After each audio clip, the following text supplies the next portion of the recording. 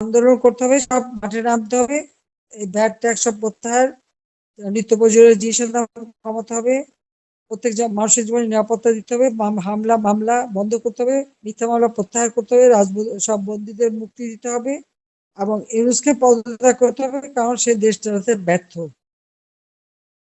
এই সমস্ত আরো আর যার নিজের এলাকায় যে সমস্ত ইস্যু আছে সেগুলি নিয়ে সব জায়গায় যে আগুন দিয়ে পোড়ানো থেকে শুরু করে প্রত্যেক এলাকা ভিত্তিক সব জায়গায় মানববন্ধন এবং মিছিল মিটিং যে যা পারো করতে হবে।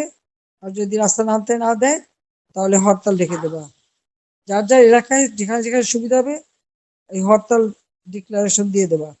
দরকার 18 তারিখে হরতাল দেবা। তো 18 তারিখে যাওয়ার কথা না? জি জি আপা, জি সেদিনই দিয়ে দিও, ঠিক আছে? এটা আমি বলে দিচ্ছি, আমাদের এর কাছে ওর কাছে ফোন করে তোমাদের জানতে হবে না, যেটা আমি বলছি সেটা মনোযোগ দিয়ে শুনবা এবং এইভাবে সবাইকে বলো।